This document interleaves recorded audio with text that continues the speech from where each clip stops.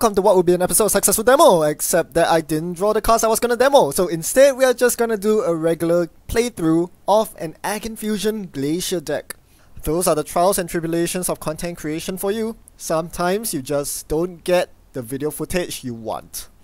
Anyway, NGOFUSION and Jinteki in general is one of the best factions for playing a Glacier style deck right now. That is, scoring agendas normally behind lots of ice and potentially powerful upgrades. This is because NGOFUSION has so many ways in which to reliably kill runs from the runner. That is, to drag them through your remote repeatedly, force them to spend money to break ice, only to, you know, show them the middle finger. Between your ID ability, which redirects the run, the Nisei Mark II token, which ends the run outright, as well as the NGO front bluff, you know, dragging them through a remote that looks like an agenda only for it to gain 8 credits for the corp. Those are many different ways in which Jinteki can force the runner to become poor. And yeah, Jinteki also has a lot of taxing ice in faction, which makes this strategy really perfect for Jinteki. Today we'll be showcasing a game against Good Stuff Valencia deck, piloted by Chooks Flower. It's going to be a very good game, trust me. And because of this, I want to focus attention more on the gameplay decisions made during the game rather than the decks themselves. So we'll be talking less about, you know, card tech or hate cards, and more about playing around said cards. You'll notice that in most Anarch builds, one common feature is Stim Hack, which is an important supplement to the regular Conspiracy Breaker suite. MK Ultra and Black Orchestra are in fact terrible breakers. 3 credits at least to break any ice, possibly 6 or 9. The reason why Anarchs are so powerful now is because in conjunction with Stim Hack negates these downsides of these breakers being expensive to use, because it gives you basically free credits for the remote run. And again, this is why Jinteki Glacier shines. See the 3 points above, the 3 tools that I have to fizzle runs out. I can easily show the Stim Hack the middle finger, and they only have so many Stim Hacks to use. I'll keep the intro short, let's get right into the game.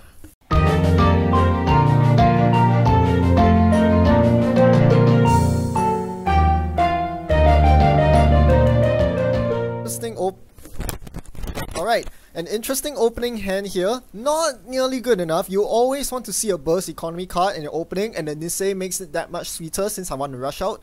But 2 rather useless code replicators there, not so hot. The most important thing is not being able to, you know, dedicate any ice to centrals is a very dangerous prospect as well. So I mount the hand and got, I would say, a pretty good hand, because there are no agendas in my opening hand. So a viable first turn play here is to just shake cards from my hand, Lateral Growth the Enigma onto R&D, because I don't need to protect HQ, then there's no agendas in HQ to protect, obviously. And the amazing thing about Lateral Growth, even though it cost me 2 influence to put it in my deck, it gave me enough credits to play IPO on my first turn. Click 2, take a credit. Click 3, IPO. That is huge for so many reasons. One of the biggest problems with IPO is you're often forced to take very slow turn 1 and turn 2s, which is really bad, even for a Glacier deck, because there's some runners that you just can't beat in the late game.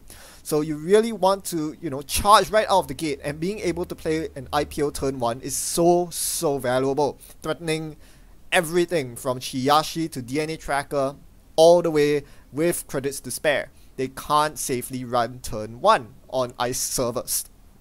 Now I'm flooding in money here. I just played my UVC. I already have a second UVC in hand, as well as an IPO, along with a Geist, which synergizes very well with the UVC. So I thought, well, I don't need the Celeb Gift. It's the worst economy card of the bunch, because it forces me to show my entire hand and thus review my gameplay. If I show a hand containing no Nisei Mark IIs, I cannot really threaten my opponent. So the next piece of ice I draw is Excalibur, which is a fine piece of ice on the remote. Serves both as no AI Punisher, as well as, or rather, the AI gear check, and is also NGOFUSION fodder. I'm gonna play the Jeeves here, which is a win-win for me, given my opponent is very poor. If they run it, they'll trash it and still be really poor. If they don't run it, I'm going to play UVC next turn and have an extra click to spare to install extra stuff. So yeah, this is just perfect for me, as my opponent hits archives not to only find nothing, and play a daily cast, I'm going to get my UVC Violet level off, no questions about that. Alright, so we find a new piece of ice in the Enderan Shiashi that's immediately going on my remote, and one more thing in my remote as well, let's make it the defensive upgrade. I still don't really know what deck my opponent is on. They could be on a variant of Anarch that plays, DDoS, which is pretty bad, so we want to have at least 2 pieces of ice on the remote before we begin scoring. My opponent trashes the Gs for cheap thanks to Imp, which I'm not too happy to see. Now here, I would totally install Double Advance a Nisei Mark II here. That will, my opponent basically can't run it given they don't really have breakers up.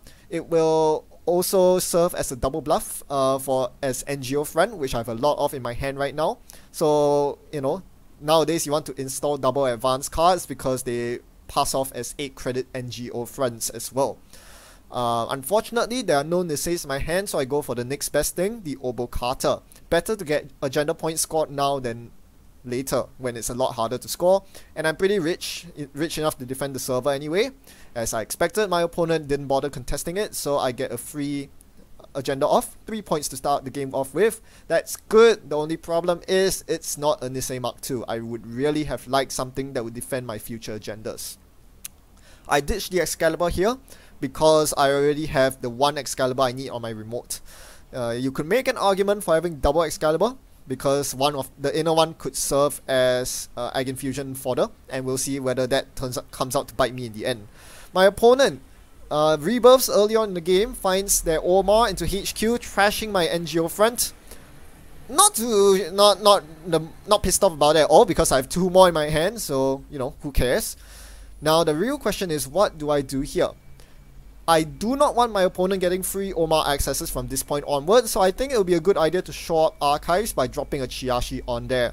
That would really force them to spend a lot of money to break through archives, possibly, not something that is not viable to do at all. So here, I'm just going to install Double Advance, the second NGO in my deck, because I don't want my opponent trashing all the NGOs from my hand. And this makes it seem like I have no ice in hand, I have an agenda in hand. If I push it in the remote now, it will make it seem like I'm trying to push out these agendas, not only to rush out for the win, but also to make Omar HQ runs useless. The truth is, I haven't drawn agendas at all. So I didn't have that option even if I wanted to. But my opponent, because this looks so much like an agenda, my opponent runs it, and they are going to find a Chiashi into Code Replicator. So Code Replicator is a new card from Council of the Crest that I wanted to show off in successful demo. Spoiler alert, this game is not going to do much. It's going to force my opponent to pay extra here. So this Code Replicator costs 2 to res. I'll force them to re-encounter the Chiashi, which costs them another additional 7 credits to break. So Code Replicator was a 2 for 7 credit exchange. It's okay. The problem is it's not going to keep my opponent out. Well, that's a good thing because I didn't put an agenda in there. Remember, it's an NGO front. So my opponent has, it's going to be a win-win for me regardless. They spend so much money, it's going to be a ruse. It's just an NGO front. The question is, do I let them see the NGO front here, or do I boop them with the Excalibur, send them to archives, and force them to rerun server 1? I'm now rusing my opponent in the chat box by saying, yeah, exactly on the money, which they are. It cost them 7 to break the Chiashi again with Paperclip, and they will have 7 credits if they run last click into my NGO friend. 6 credits right now, plus the 1 bad publicity. Don't forget, they were Valencia at the start of the game. So they do actually have exactly enough money to contest server 1. And it looks so much like an agenda, but it's an NGO front. I'm really happy about this. So I'm just going to force them to 0 credits here. The objective of this deck is really to pull them through the Chiashi as many times as possible. It's only turn 5, I think. I'm already forcing them to run through the Chiashi 3 times, right? Between Eigenfusion Boop, between Code Replicator, they were forced to run through the Chiashi 3 times, only to see an NGO friend. I'm winning here. They discard Femme Fatale. That is very important because this means they're running Retrieval Run. It's not turn 5, it's turn 7, sorry. So they are completely bankrupt. Well, not quite. They have 2 Liberator accounts with money on it, so this is not a scoring window by any means. Even if I had an agenda in hand, it's not going to the remote right here. What I'm worried about is my opponent playing Retrieval Run to fetch the Fem onto the Chiashi. I can't have that. So we are going to put the Chiashi, the second Chiashi in my hand, on Archives to block the Retrieval Run. And I put the Jeeves in the remote. I do not want my opponent to imp it for free. And if I can trigger UVC off Jeeves, I would have made my money back. So that's what I'm looking to do next turn. What does my opponent do here? They're going to take money as expected. And let's speed up the video a bit. They are going to Omar run into Archives here. So I'm thinking about this decision. A bit tricky. I could boop them into my existing Chiashi, but that would erase my Archives ice, meaning that they have free Omar run subsequently. So because of the threat of Omar, I need to have some form of rest ice protecting Archives. May as well be the Chiashi I just put down. So I'm going to drop the Chiashi here. And yeah, drop the hammer on my opponent. They're forced to spend all the money they just clicked up for to break the Chiashi to see one card on R&D. So the main problem with this line of play is that this puts me on 2 credits. I can't go for the res Jeeves into UVC play that I did last time. In retrospect, it may have been better for me to hold off the Chiashi res, do it next turn. You know, play the UVC first, because now I'm in a situation where I'm forced to click for credits. Something like res Jeeves and click for 4 credits seems like the play to be made here. So I think this is a minor mistake I made. Dipping down below UVC threshold just to tax the runner. That wasn't worth it for a single Omar access, I think. So yeah, that was a mistake.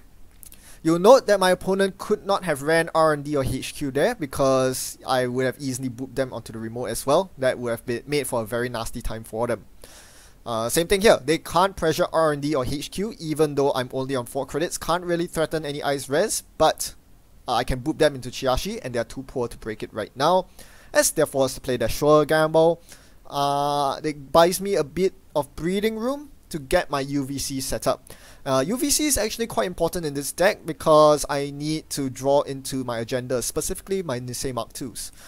Okay, now my goal here is to end my turn on 6 credits or more so that I can UVC next turn. So because of that, I can't actually play the Komainu from my hand. I was forced to click for 3 credits first and then play the Komainu. With the Jeeves trigger, the extra efficiency allows me to push to 6 credits, allowing me to play UVC next turn. But you see the impact of a mistaken res. Because I res the ice on Archives, I had to spend 2 turns clicking for credits. There was enough time to buy my opponent a couple of draws, which got them their indexing and employee strike combo. This way, they can freely index R&D without worrying about my ID ability. So suddenly, I feel very shut down, and there's not much I can do about it. Actually, I can res the Komainu on R&D, right? They will be forced to drop their entire hand, and that means they can't steal Obokatas from the indexing. My main worry with doing so is that I'm putting myself in the same position as I was 2 turns ago, where I'm too poor to play the UVC and I'm forced to click for credits. This is not beneficial to me, and most likely they will see Nisei Mark IIs rather than Obokatas anyway, given that I haven't found any Niseis this entire game. So, you know, I just conceded R&D right here. There was not much point in defending the server. They can steal all the agendas they want because next turn I'm going to draw through the entire indexing with Ultraviolet and, you know, refresh R&D that way so that I can start drawing agendas again. I also have another agenda in my hand, the Philotic Entanglement, which is a good agenda to score to get rid of the employee strike. Turning on my identity would be very huge considering that I have 2 servers where the outermost ice is Chiashi. I can boop them into the Chiashi. I can actually threaten to boop them into Chiashi once I get rid of the current. The other reason why resing the Chiashi on Archives sooner or later was important was because I needed to find another Chiashi to res. The reasoning behind this is that a single Chiashi on server 1 is not going to be enough to score my future agendas. I need more ice on server 1. So yeah, if I place more ice on server 1, I would turn off the ability for me to redirect my opponent to force them to encounter a Chiashi. But with Chiashi on Archives, that's perfect, right? Because assuming there's no strike up, I can easily redirect them to Archives, where they'll have to face the Chiashi, and I can still ice up server 1 without worrying about yeah, without worrying about losing my ability to redirect my opponent into a Chiyashi.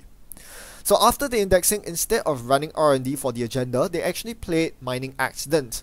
A terrible accident that I'm forced to pay a bad publicity for because I really wanted to get the UVC off.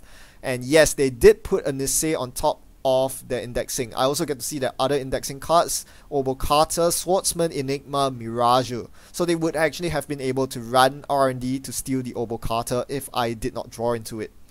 I'm seeing all the stuff right now here. Ooh, this doesn't look good. They're gonna run HQ, aren't they? I am not too worried about that because I have Mirage on HQ, so that will help me reduce the agenda density in HQ. The bigger problem is, what do I actually install here? I have one click remaining from the Jeeves click. So after installing this ice, the Swordsman on server 1, because the other two ice aren't gonna do much, I'm just gonna drop the Philotic into server 1. They don't know that it's a Philotic because they didn't see it on the indexing. So I think I can make this can be a bluff here. They might not be tempted to run it, and I can easily score the Philotic to trash the current, which is going to be very important for getting me back into this game. So get rid of Jeeves here, and let's see what they do. I'm gonna speed up the video a bit. Alright, so they're not really set up, but they do have enough breakers to get into my remote. As I look in the bin, they do have the Black Orchestra, and the Swordsman, while it's going to do 1 damage, it's not going to actually do much to change the outcome of the run, which is them stealing the Philotic. So unfortunately, they did have a stim hack there, which made the remote run a lot easier, negating the cost of breaking the Chiyashi. Well, it can't be helped. I guess I should have put the NGOFUSION in there instead, but what can you do? That would have been a perfect run to redirect them by sacking the Swordsman with my identity ability, redirect them to archives, but obviously Employee Strike is still up. So yeah, this deck is very reliant on having its ID ability active. Okay, now we come to an interesting part of the game where I am able to trigger the Mirage on HQ. Do I shuffle in the Obokata or the Nisei, or neither? If I don't shuffle an agenda in, they're going to get a 40% chance of getting the match point, and I can't have that. So I'm going to actually shuffle in the Nisei Mark II here. It's a very dubious choice, but given the board state right now, I just don't see myself scoring the Nisei Mark II anytime soon. What I need to do is to bait my opponent into running the remote and failing the run somehow, either with my NGO or with the Obokata that I'm trying to push out here. So I'm going to bluff this Obokata in the remote as a Nisei Mark II. This completely looks like a Nisei Mark II. If it's an NGO front, you usually double advance it. If it's an Obokata, why would you only single advance it? You can't score it. So this looks very much like a Nisei. I'm expecting them to run the remote here. If I can res the Swordsman and deal 1 net damage, hopefully that will put them on too few cards to steal the Obokata, and they would lose a lot of money from running through the Chiyashi. So that was my thought process there. Instead, they're hammering HQ and letting me fire Mirage off repeatedly, which is quite interesting. I guess they wanted the dirty laundry money. Unfortunately, I wasn't able to bait them. So yeah, because this really looks like a Nisei Mark II, but somehow, you know, they just did not think that was an agenda. I think maybe they realized that if I could defend the agenda, because they totally had the ability to run through the remote, given that I wasn't able to defend the Philotic. So I think they suspected something fishy and made the right choice to not run it. So I'm going to ice up the remote once more with my 3rd Chiyashi I found this game. I would have double advanced the Chiyashi, the Obokata here, but that would put me on too few credits to res the outermost Chiyashi. So I decided not to. Instead, I'm going to click for a credit, pass the turn over where my opponent starts running my R&D again. So I'm going to finally show them the Komainu here, but this time they do have the MK Ultra. They break the subroutines, they're going to see 1 card, not an agenda. Alright, that's fine. But they are going to involve me in more terrible accidents. This time, I'm going to pay the 5 credits. I don't need the credit threshold to, you know, play a UVC this time. So I'm going to pay the money, but the 3rd accident comes along and I'm forced to pay the bad pub here. So I'm on 3 bad publicity. This is definitely not looking good for the Glacier player, but we'll try our best anyway. I'm going to click for a credit or 2. I'm so dirt poor. Even though I spent 12 influence on 3 ultraviolet clearances, I'm still so poor.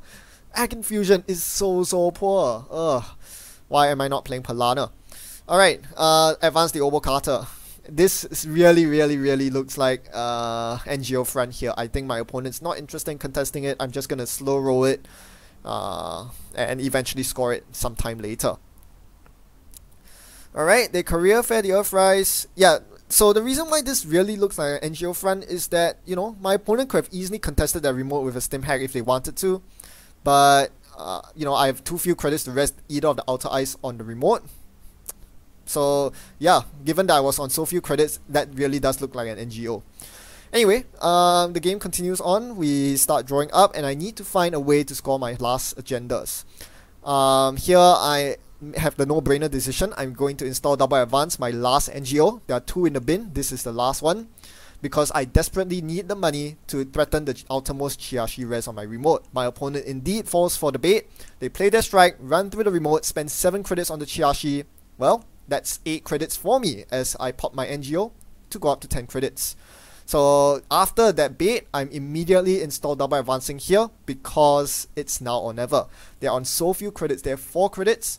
I think I can make it through here, but my opponent finds the key David. That will save them 4 credits, right? Because the Chiashi costs 7. David is going to reduce that cost to 3 because yeah, the install cost of David is 3. So they got a huge discount, just enough of a discount to get them past the Chiashi. And yeah, I can't defend this not with employee strike up, so they are going to get through, use all the David counters and steal the Obo Carter. Not affected by turntable because well, my opponent's only turntable targets are the 2 Obo Carters in my score area. So we are both on match point now, but they have dropped their entire hand to Obo Carter. I top deck a Nisei Mark II here, which gives me another possible agenda to score besides the future perfect in my hand. I'm looking at my ice here. I can't afford to rest the Chiashi. I can afford to rest the Swordsman, but that's irrelevant. However, there's an ice that's actually relevant here, and that's the Enigma in my hand. I'm going to drop the Enigma on my remote and install Advanced Nisei. Let's do some maths. Boom! 2 + 2 is 4, -1, that's 3, quick maths. Chiashi costs 7 to break. Enigma 3 to break with Black Orchestra. You can see why Black Orchestra is a really bad breaker now. That's a total of 10 credits to pay. My opponent only has 2. Plus 3 from the bad publicity. They can't get in. Not according to my maths anyway. If they have a stim hack or if they luck into drawing one, well, good for them. They deserve the game. There was no way I was going to win against someone who drew the stim hack anyway. If they don't, however, this Nisei is mine. Even if they force the Enigma res on the remote, I'll go down to 3 credits, which is enough to triple advance and score the Nisei for the win. So you see how clutch it was that I actually top decked the Nisei, because that gave me an extra click to install the Enigma on server 1, increasing the amount of tags on server 1 by 3, instead of being forced to install double advance the future perfect, which wouldn't have allowed me to install the Enigma. So that changed everything. Right? Top decking the Nisei was huge for me right there. So I think my opponent was just as aware. I think they have seen the Enigmas in my hand. They probably know that it's an end run ice that I replace server 1 with, given that I dismantled the entire server for it. So now they are looking for ways to win on centrals. You can pause the video right here and think about it. What is the best way for my opponent to win? What lines of play would give them the most outs, assuming that the card in their hand is irrelevant? Yep. Think about it. What would you do here if you were Omar? Right. Let's resume the gameplay. We see they have 3 stim hacks in the bin actually, so they can't actually play stim hack. That's really interesting. Same old thing is possible. Same old stim hack would definitely work here, but they don't have it, as I mentioned. So they're gonna run R&D here, letting the Komainu fire. So they will be able to see 2 cards off this R&D run by using a turning wheel counter. Now here I would argue that not using the turning wheel is better. You want to hammer R&D as much as possible for single accesses, and then on your final run use all your turning wheel counters. But my opponent didn't do that. Instead they just ran, accessed 2 cards, trashing one of them, the Code Replicator, and then they made the crazy play. This is a very cool line of play that I never expected. They ran HQ purposefully to trigger Mirage. Yeah, so this is a problem. I'm forced to fire Miraju. I can't choose not to do so.